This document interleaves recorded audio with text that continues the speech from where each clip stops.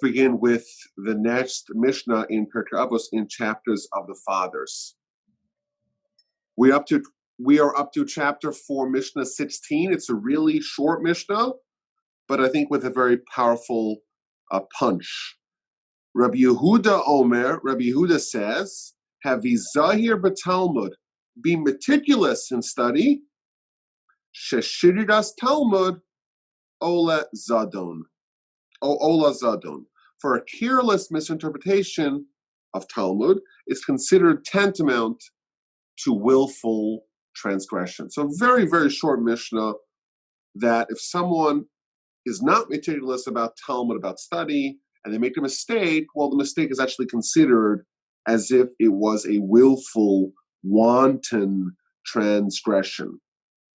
So before we dig into the lesson of this Mishnah, let us talk about the author of the Mishnah, Rabbi Yehuda. And the most recent Mishnahs that we've had have been dealing with students of Rabbi Akiva. And as we remember, Rabbi Akiva had built a tremendous academy, 24,000 students. They all die, and he has to start from scratch. And he finds 5 students in the south, and those 5 students are the vital link that transmit Torah to the next generation. Rabbi Yehuda is one of those prized, cherished students that study Torah from Rabbi Akiva and develop their own academy and be able to perpetuate Torah to future generations. So he is, again, a disciple of Rabbi Akiva. He was ordained by Rabbi Yehuda ben Bava. We've talked about that story many times. The Romans ban the ordainment of rabbinic ordination. Anyone who does it is going to get killed. Anyone who receives it is going to get killed. And this old rabbi finds the 5 students of Rabbi Akiva and ordains them before his grisly execution. Now, each one of those 5 students essentially are the authors of a large body of oral Torah. So the Talmud in the Book of Sanhedrin, page 86a, tells us that when we have an unattributed Mishnah, it is the work of Rabbi Meir. An unattributed Tosefta, which is a Mishnayit era book of oral Torah, well, that's the product of Rabbi Nehemiah. An unattributed Sifra, again, another Mishnayit era book of oral Torah, is Rabbi Yehuda. And finally, an unattributed Sifri is Rabbi Shimon. And all of them, says the Talmud, are all in accordance with Rabbi Akiva. So what this is telling us is, again, that the Torah line of transmission goes via Rabbi Akiva and his 5 students, and they put together the building blocks for the canonization of the Mishnah. And of course, upon that, we have the Talmud. Now, Rabbi Yehuda, the author of our Mishnah, he was known, of course, for his great scholarship, but also for his great piety. In fact, often the Talmud tells stories about anonymous protagonists, and the Talmud tells us that whenever there's a generic story of Chassid Echad, a pious person, whenever it tells us a story about a pious person, it doesn't tell us who that pious person was. It's actually a story about Rabbi Yehuda. He was pious, and in fact, the Talmud stresses he was pious from the beginning of his life to the end of his life, and therefore, whenever the Talmud wants to tell a story about him, it says it masquerades it with a heading of there was once a pious person. So an example of that is told in the book of Brachos, page 32b. It tells there was once a pious person. And again, anonymous pious person, author of our Mishnah, Rabbi Yehuda. And he was praying along the way. Normally, all things being equal, you'd like to pray in a designated place to prayer, like a shul, or even if it's in your house, you have a designated corner where you would pray. Well, what if someone happens to be on the road, they're traveling, and the time to pray has arrived? They're not by any town or civilization or city, so they just have to stop and pray along the side of the road. So this pious person is praying. And guess who shows up? A Roman nobleman, a Roman minister. And he sees the old rabbi praying. So he walks over to him and says, "Hi, how are you? Shalom, peace be upon you." He greets him. And of course, the rabbi's faced with a dilemma. You're talking to God, and suddenly you have an important minister who has police power, who could do whatever he wants to you, and he's coming and saying hi to you. So should you interrupt your prayer and say, greet the person in response, or should you ignore them and just pray? So he decided to continue praying. And this minister gets a little antsy. So he waits until the great rabbi finishes praying. And after the rabbi finishes praying, he starts berating him. And he tells him, you're an empty person. You're a fool. Why? Doesn't it say in your Torah? And he quotes a verse in Torah. The verse says, be very careful. Guard your life. Guard your soul. I asked you, I greeted you with the greetings of peace be upon you, and you didn't respond. Don't you know that if I cut off your head with a sword, no one will defend you? There'll be no repercussions. I'll have total immunity? What were you thinking? So the rabbi responded to him, let me explain myself. Suppose there was the emperor here. Suppose a king, a flesh and blood is here. And I'm in an audience with the king. And you come over, you're a minister, high-ranking minister, but you're not the king, you're not the emperor, you're not the Caesar. And suppose you come and you greet me while I'm in the audience with a human king. Should I interrupt myself? Would you interrupt yourself? Would you interrupt the meeting, the audience with the king to go greet someone who greets you? Of course not. Well, if you did, what would they do? They'd cut off my head. He says, listen, I'm in an audience with God. The human king, he's around today, he's got power today. Tomorrow he's in the grave. And still, you're telling me, you're testifying to me that it would be inappropriate to interrupt your audience with a human king. Certainly, if I am in an audience with Almighty God, who does not have any term limits, is alive forever, all the more so I should not interrupt my audience with God to greet you, to respond to you, even though you may be an important minister. And this argument was found convincing, and indeed, the Roman minister let him off and said, go home, you're okay. So again, this is an example of his piety, where he truly visualized prayer with God as an audience with the Almighty, with Creator of heaven and earth. And therefore he had the reverence and the presence that was at least equivalent to that of an audience with a human king. And therefore he made the calculation, I'm not going to interrupt that, even if some minister wants to get my attention. Now beyond his piety, Rabbi Yehuda's Torah accomplishments are astonishingly prolific. In the Mishnah, he's mentioned hundreds and hundreds of times, all over the Talmud, all over the halachic debates, all over the agadic, the more philosophical debates. He is everywhere in the Talmud. So again, it's important to note that when in Judaism, in Torah, when we view someone as a Torah scholar, invariably they're going to be someone who has both piety, righteousness, also Torah greatness, Torah scholarship. Now, there's one very unusual story related to Rabbi Yehuda that we have to discuss. And we've discussed the story in the past, but we've talked about a different player in this particular story. And that's the story that is brought in the book of Talmud of Shabbos, page 33b, where it tells of a discussion that happened amongst various sages. And they were discussing the Romans. And Rabbi Yehuda, the author of our Mishnah, initiated the discussion by saying, how praiseworthy are these Romans? Look what they've done for us. They've established marketplaces and bridges and bathhouses. They've really built up the infrastructure of Judea, of the land of Israel. We have to thank them. So the other rabbi was present, Rabbi Yossi, another student of Rabbi Akiva. He was quiet. He had no opinion on the matter. And comes along Rabbi Shimon, a third member of this triumvirate, and he responds, he says, well, everything they did was for themselves. They only built the marketplaces to have brothels. They only built the bathhouses to have pleasure, their own personal pleasure. And the reason why they built bridges was solely to be able to collect the tolls.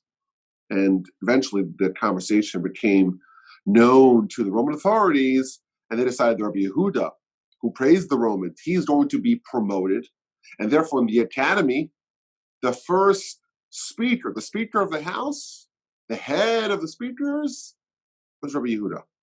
The Romans enforced his promotion. Rabbi Yossi, who was quiet, who was neutral on this subject, he was forced into exile, and Rabbi Shimon, who disparaged the Romans, he was given a death sentence, which he dodged in the cave. And the question that the commentaries ask, wait a minute, Rabbi Shimon is apparently the hero of the story, but what about Rabbi Yehuda? Why does he apparently seem to be kowtowing to the Romans?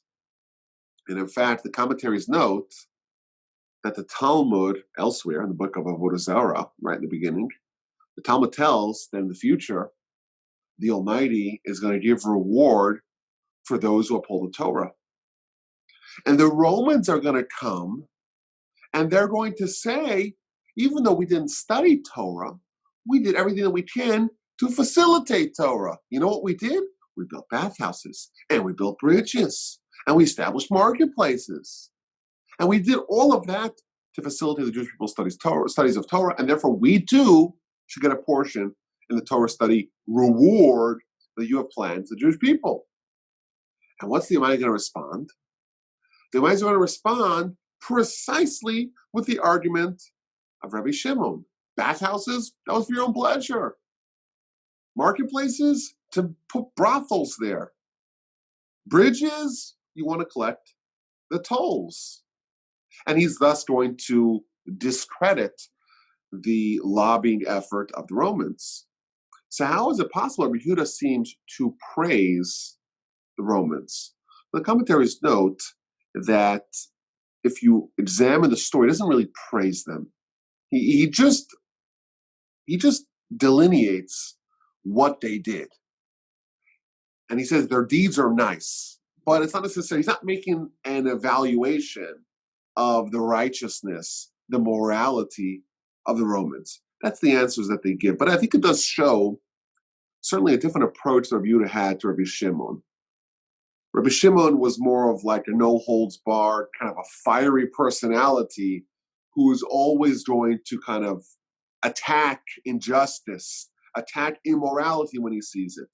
Rabbi Yehuda was more of a, I would say, a pragmatic, political player who's able to see the good in the Romans, of course not ignoring the bad, but able to evaluate it in a way that is more, I would say, tasteful for the Romans. He was able to be a little bit more adroit in addressing that thorny issue. And I think it's interesting. And we see Rabbi Kiva, and he has 24,000 students, he loses them. And he has 5 students, and all of them are Torah giants, and all of them are going to establish their academies of their own. Each one of these students has their own academy. Each one of them focuses on a different area of oral Torah and codifies a book of oral Torah. But each one of them is different. And each one of them has slightly different attitudes. And each one of them operate differently. And each one of them manage their academies differently as well. And it's interesting, Rabbi Yehuda, he has his own academy. And the Talmud gives a story in the book of Kedusha, page 52b, about what happened when Rabbi Meir passed away. So, of course, these 5 students, according to one opinion, it's actually 6 students. These 5 or 6 students, they have their academies grow, and they each kind of take on the personality of their leader, their founder. And Rabbi Meir passes away. So his students are looking around to find another academy to go join. So they come to the academy of Rabbi Yehuda. And Rabbi Yehuda makes the declaration, no. I don't want any of Rabbi Meir's students to join me. They have their own style of study, and they're very aggressive, and they're very disputatious, and they're going to come cause me problems. Let them find a different academy to join.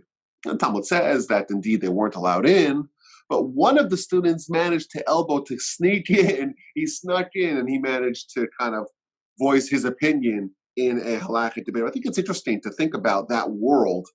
These great sages, each one of them with their own personality, with their own attitude, and developing their own academies, their own students, and Torah thus flourishing. Now, there's an interesting debate in the Talmud. It's interesting, again, there's so many stories that we could have picked about Rabbi Yehuda, so we only picked a few of them to be able to get a flavor of his personality. But this is a very interesting debate that the Talmud presents in the book of Ksubas, page 17a. How do you dance in front of a bride? So of course, there's a mitzvah for us to celebrate a wedding, to celebrate a marriage. So there's a bride there. So we want to dance in front of her. Well, how do we do it?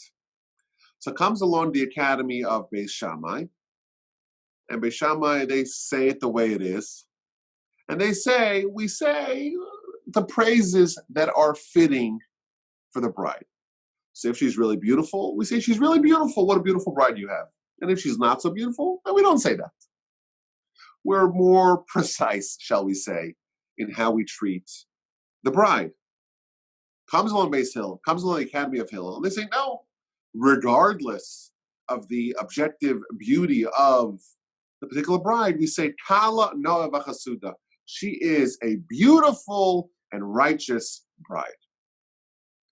So it comes along Beis Shammai, the Academy of Shammai, and say, wait a minute, well, what if she is lame? She's crippled. She's blind. She's ugly. What do we do then? How could you possibly declare that she's beautiful? Doesn't the Torah say that you should distance yourself from falsehood? You shouldn't lie. Why are you lying? So Beis Hillel responded, and they said, well, what if you have someone who makes a purchase, buys an item, and he brings it home? What's the appropriate way to relate to that purchase? Do you say, well, that was you bought a lemon. You bought a terrible item. Of course not. After the person made the purchase, you want to make them feel good about it. And therefore, yes, the bride, how does she look? What's her qualities? Maybe they're a little bit lackluster, but your job is to try to elevate that in the eyes of the groom. And your attitude should be one which is involved with society. Try to improve society. That's the response of Beis Hillel. And the Talmud gives a story about Rabbi Yehuda. Whenever he would go to a wedding, he would take flowers and he would dance in front of the bride and groom, and he would declare that this is a beautiful and righteous bride. But that was a nice, poignant story, and one that does, I think, help round out our image of this great sage. Of course, it's important to stress these sages were such titans that we're just getting a small flavor, but I think it does give us a flavor of who we're speaking about. Now, the Talmud tells us that he was always ebullient. He was always cheerful. His face was always shining. His face was always gleaming. And whenever people met him, he had such an aura, such a visage to him that they were all so taken by how he looked that everyone seems to have proposed their own theories to explain how he became so luminescent, how he became so bright. So the Talmud tells in the book of Nedarim, page 49b, that there was a matron, a Roman matron, a Gentile woman, who said to him, "You're so bright, you must be drunk. You're so happy. You're so upbeat. You're so ebullient. You must be drunk. How could you be drunk and teaching Torah?" So he responded, he says, "You've lost all your credibility. I actually hate wine. And the only time I drink wine is only when it's a mitzvah, like Kiddush, making Kiddush for Friday night, Havdalah after Shabbat, and the 4 cups of wine on Pesach, on Passover. And in fact, I have such a bad response to wine. Maybe he was allergic to sulfites, I don't know.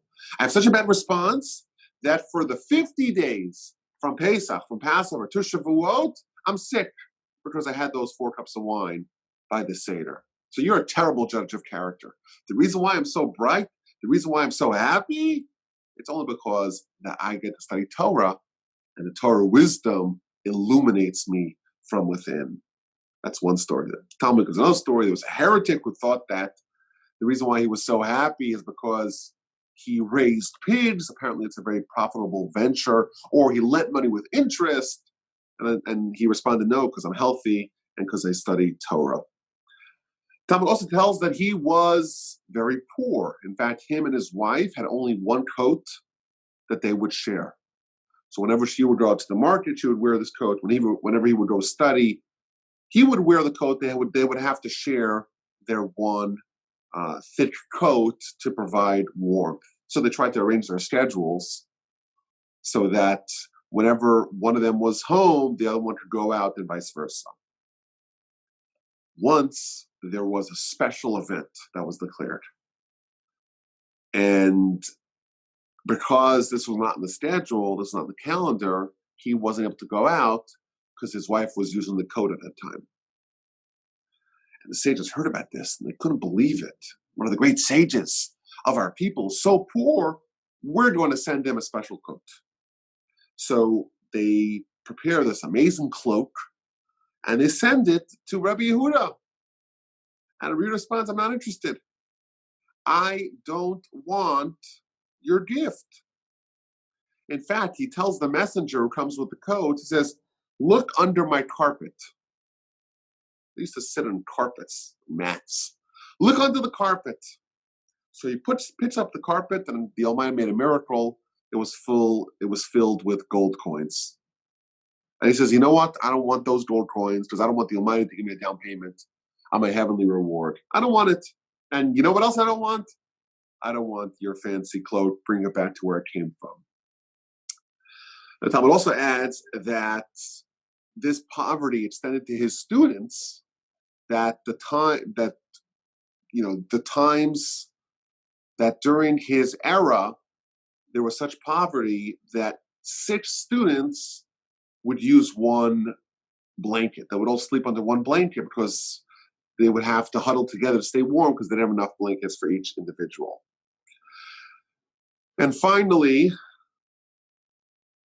I want to share a little bit of a perspective that Rabbi Yehuda seems to embody in the Talmud. We've spoken about Rabbi Shimon in the past, Rabbi Shimon Bar Yochai, and he's in fact the author of the upcoming Mishnah. And it's interesting to note where you have 2 students of Rabbi Akiva with such differing philosophies about Torah study. Of course, all of them value Torah study as, the greatest ideal, but Rabbi Shimon, he was someone who said, you study Torah and you don't get a job. That's what you have to do. And who's going to provide for you and your family? Well, you leave it to God. That's Rabbi Shimon's attitude. Rabbi Yehuda seems to have a different attitude. I think one that probably jives better with our perspectives. He taught that if there's, let's say, a funeral, there's a funeral. Do you stop studying to go participate in the funeral? Or do you stop studying to go participate in a wedding? Of course, both of those are mitzvahs. It's a mitzvah for us to participate in a funeral and in a wedding, but Torah is a greater mitzvah. What do you do? So Rabbi Yehuda was of the opinion that you do stop Torah study to partake in those life cycle events. He was also someone who advocated for working. In fact, Talmud gives a story that he was once dragging something with him on his shoulder. He was taking like a chair or something like that on his shoulder to sit on. And he announced, when someone works hard, when someone labors, it's a great thing. It provides honor for the person who does it.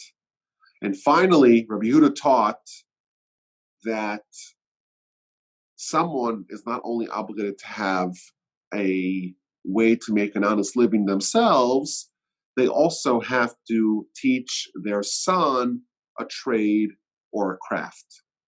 It's so imperative to teach your son how to make a living that if you don't do it, it's the equivalent of you teaching him to be a thief. That's from the Talmud, the book of Kiddushin, page 29b. So again, I think it's a healthy attitude to note that in Judaism, the great sages, the titans of our history, are not necessarily cookie cutter. In fact, they're not. They're decidedly not cookie cutter. Each one of them is different. Each one of them has their own perspective, and that is a beautiful thing. We don't believe in monolithic uniformity of thought and perspective. Each one of them has the different personalities and could teach the same Torah with their own angle, with their own perspective. Now, Rabbi Yehuda teaches us in our Mishnah that we have to be very meticulous in Torah study, because ordinarily, if you make a mistake, well, mistakes are forgiven by God. But if you make a mistake with Torah study, you make a misinterpretation of Torah, that is elevated, that is made tantamount to a willful transgression. And the idea that the commentaries explain over here is that with Torah, if we don't review it, if we don't study it consistently, not only are we going to forget it, but we're not going to understand its depths. Torah is very deep, and we could kind of study in a very superficial level. We could kind of graze the absolute surface of Torah, and we seem to know it, but you know what? We don't understand it on a deep level. And certainly, the next day, if you ask us, it kind of becomes fuzzy and opaque and amorphous in our mind. That's the incorrect way of studying. The correct way to study deeply, and to study it with engaging our entire mind, and that will succeed in etching it into our memories. Forgetfulness is ever present. We have also a tendency to not engage our intellect, our mind, to the deepest level. What do they say? They say the humans use 10% of their brain. I don't know if that's true, but I would imagine that there's definitely a part of deep thinking that we are definitely, or we tend to definitely neglect by default. And therefore, when someone makes a mistake, when someone makes a misjudgment, most likely that was the result of them not studying deeply initially, not studying profoundly, not studying consistently, and not reviewing and repeating it until it was really firmly affixed in their mind. And consequently, even though what actually happened was a mistake, but it was a mistake that was rooted in something that was a willful misappropriation of how we're supposed to study. Personally, I think I make a mistake in this. Whenever I teach, I'm always trying to give new material. And I don't want to kind of churn the same stuff. I don't want to rely on the back catalog. I always kind of force myself to try to teach new things. Maybe that's a mistake. Maybe I should be reinforcing some of the same ideas again and again and again, so that way I'll remember it. So that way everyone will remember it, so these ideas will become, deeply ingrained within us. I don't know. Maybe it's a mistake. Or maybe we should all be listening to the podcasts twice or three times. I actually started this new policy whenever I listen to Torah podcasts, which of course are highly advisable. I try to listen to them twice, because I find that listening to them just once, a lot of the ideas kind of get lost, fall between the cracks. I don't remember them. I didn't understand it the first time so clearly. I'm busy sweeping the floor, doing something in the house, and listening to podcasts. And it's very easy to be entertained and to get the general gist of what the message is, but I don't know it deeply. I can't repeat it. I don't really acquire those messages. So that's, I think, a good takeaway. So we see this idea that forgetfulness is the default, the norm. Not understanding things on a deep level is also the norm. We also have a tendency to follow, to understand just the first way we understand it and to not reconsider it. And therefore, mistakes are not guiltless. Rather, they stem from a lack of preparation, a lack of recognition of human fallibility, and therefore it's not exactly a mistake. It's closer to being negligence, and therefore we have this very, very harsh statement. When you make a mistake in Torah, it seems like it's a mistake, but actually it's closer to being a gross negligence. Now, one of the commentaries here brings a devastating example of the effects of a minor imprecision in teaching. This is from the Talmud book of Bava Basra, page 21a into 21b. And it tells the story of Yoav, the commander of David's army. And the Talmud begins with a question, dilemma. Suppose there are two teachers. One of them teaches a lot of content, but it's not exactly precise. And the second one teaches not so much content. Whatever they do teach, it is razor sharp precision. Which one of those teachers are favorable for children? We have two children, teacher A, teacher B. One teacher teaches a lot, but it's, there's some mistakes there. And another one teaches a little, but it's perfect. So the Talmud brings two opinions. The first opinion is you go to the teacher who teaches a lot. What about the mistakes? The mistakes will fix themselves. Eventually, you'll be able to weed out the mistakes. That's the first opinion. The second opinion is no. You have to hire the teacher who teaches precisely, because once a mistake is taught, once an error is absorbed, it's very hard for it to be unseated. When someone has an opinion that's formed, they've adopted it, to actually remove that, to excise bad opinions, is indeed very difficult. The Talmud gives a story.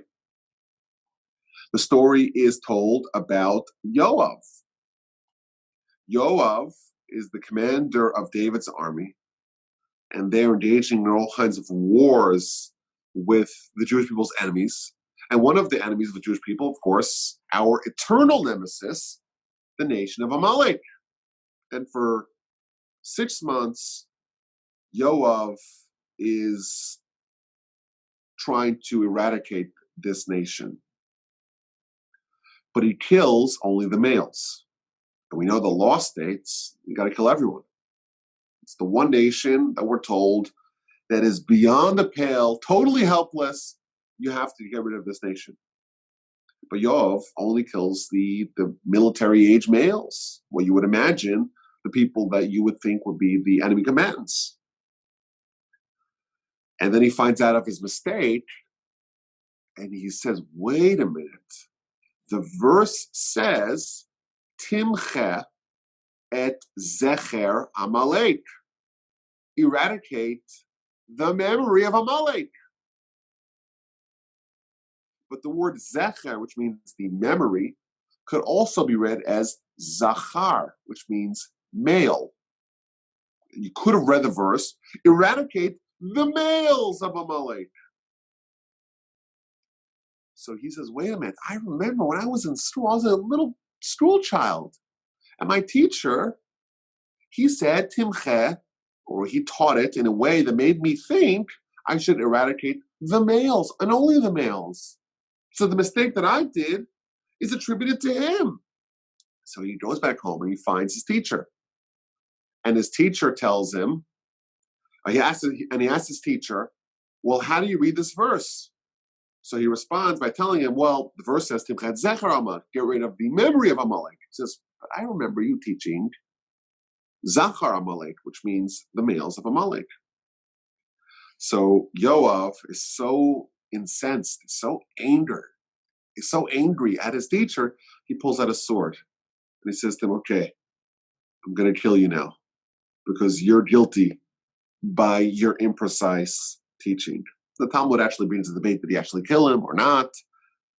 It's not so clear. But the Talmud uses this story as an example of how there could be very stiff ramifications and lasting ramifications for someone who is taught imprecisely as a child.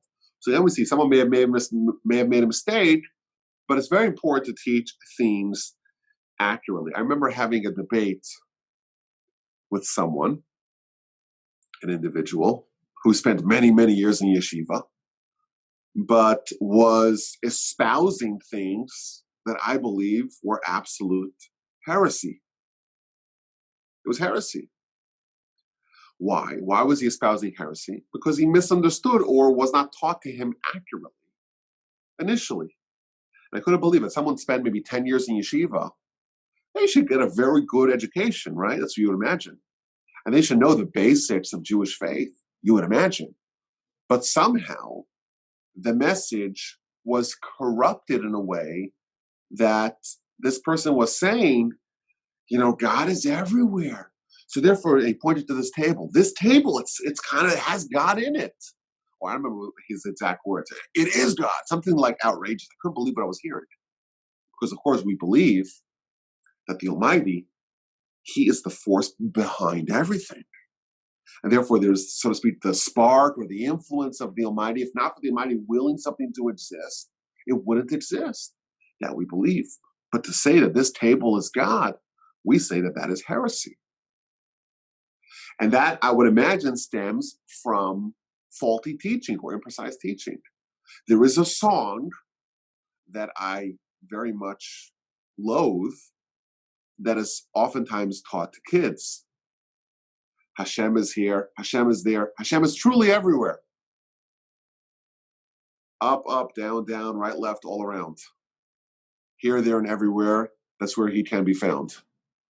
Maybe this song led that young former yeshiva student astray. Who knows? It's possible. But my position is, why do we make up songs about matters of theology? Maybe we should just rely on what the sources actually say. And if you look at what the sources say, they don't say Hashem is here, Hashem is there, Hashem is truly everywhere. It's not what they say. What they do say is something to the effect of, in the Talmud, the book of Brachos, page 10a, I'll give you the source. I'm not going to make up lyrics myself. Talmud says that the Almighty sees everything, but He Himself is unseen. Maybe that doesn't rhyme as nicely, but that's a good lesson to teach the kids. Because you know what? If you teach them what is actually true, you're not going to corrupt them, and they won't espouse heresy after spending a decade in yeshiva. That's my position. I think that's in line of with this particular teaching. Don't teach things that are imprecise because they may stick. And if they stick, you may have someone who unwittingly, unknowingly, is a heretic or believes things that are actual heresy because they weren't taught precisely. And therefore, my advice on this matter is that, especially with matters that relate to 13 principles of faith, that if you don't believe it or you don't believe it correctly, you're just disincludes the Jewish people. It's really severe. Just rely on what the Torah tells us. Look at the Rambam, look at the Talmud, look at the prayer books, and just say that, and keep it simple. That's we're concluding my rant. My rant has thus concluded. We may revisit it.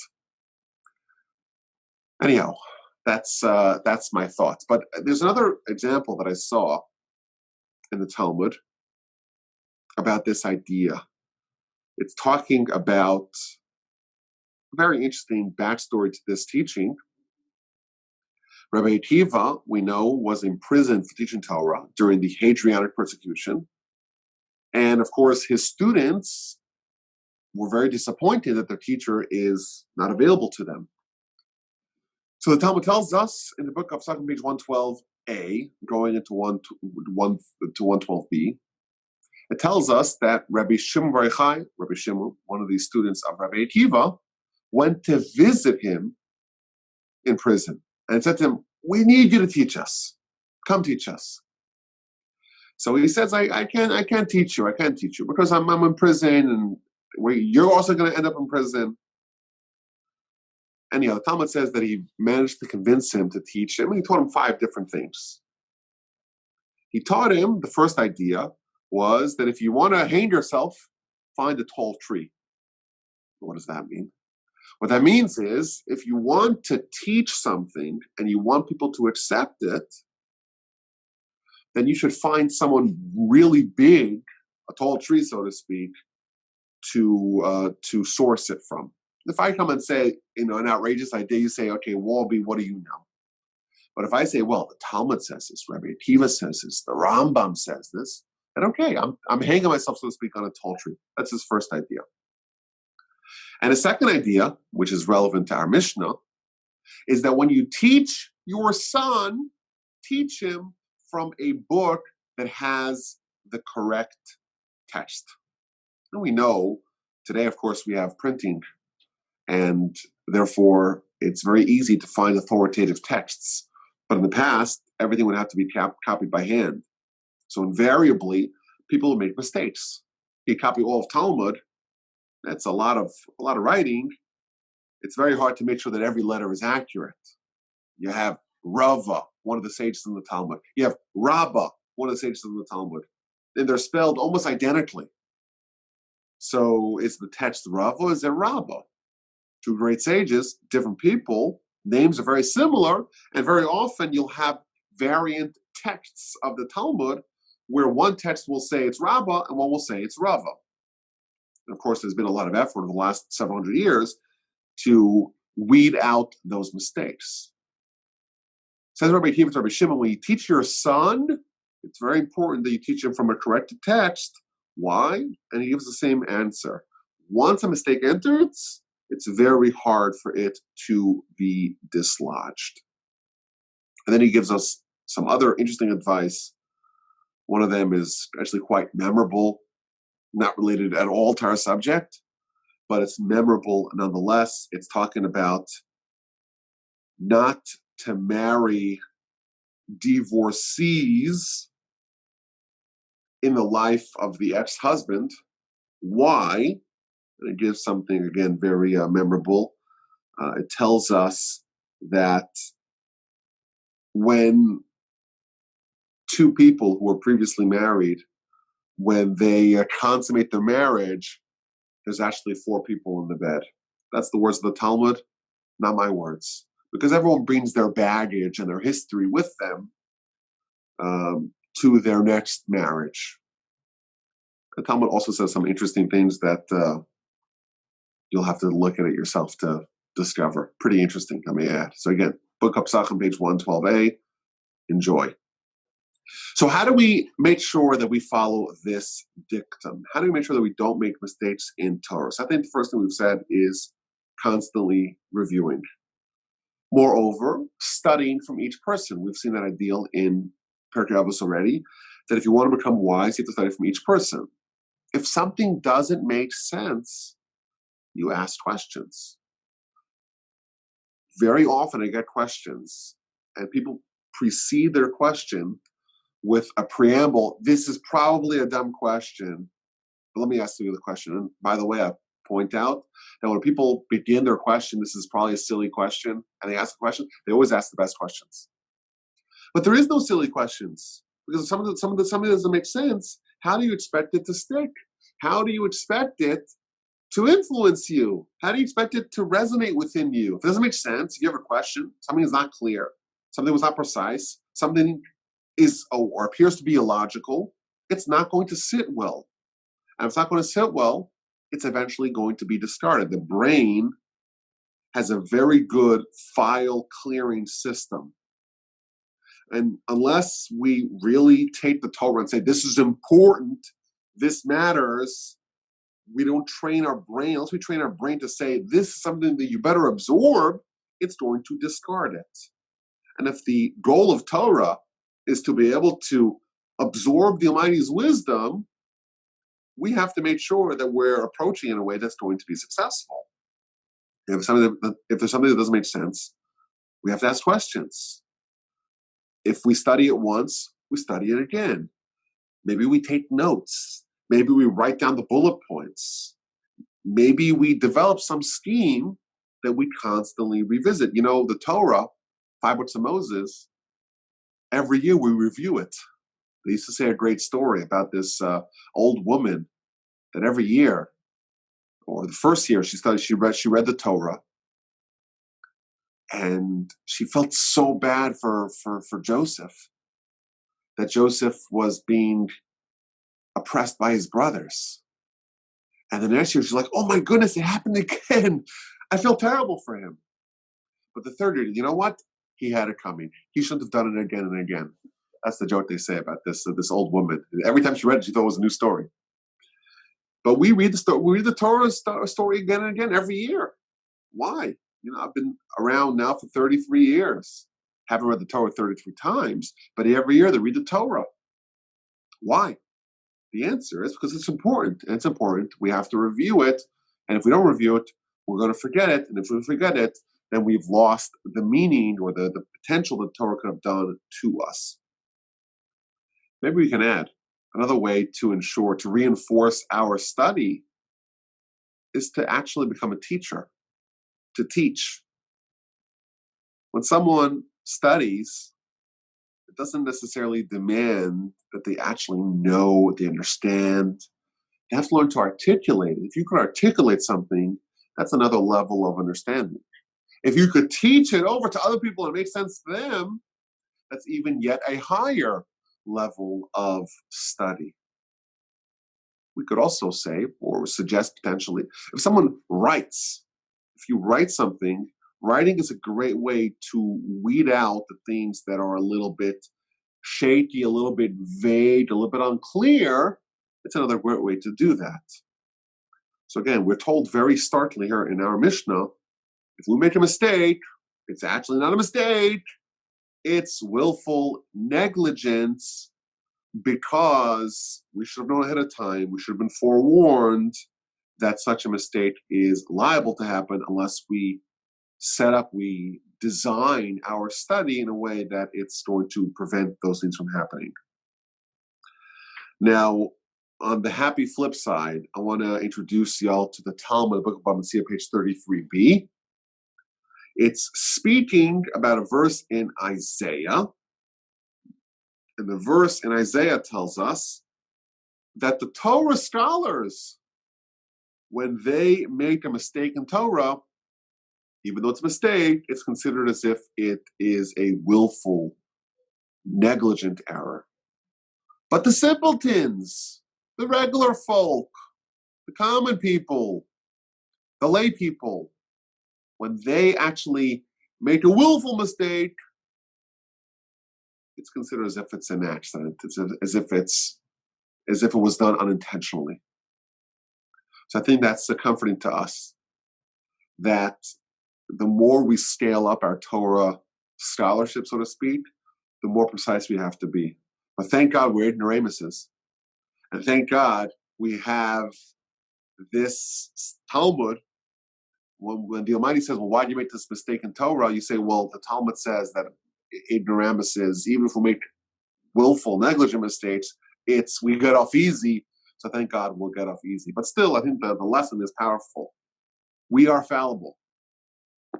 We are designed to make mistakes. We're designed to not remember.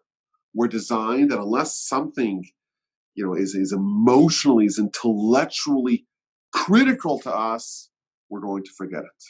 And if we truly want to absorb the teaching of Torah, we should be aware of that, be aware of the shortcomings that we have, prepare for it, and then the Torah will indeed stick, we'll remember it, it will resonate, and it will change our lives.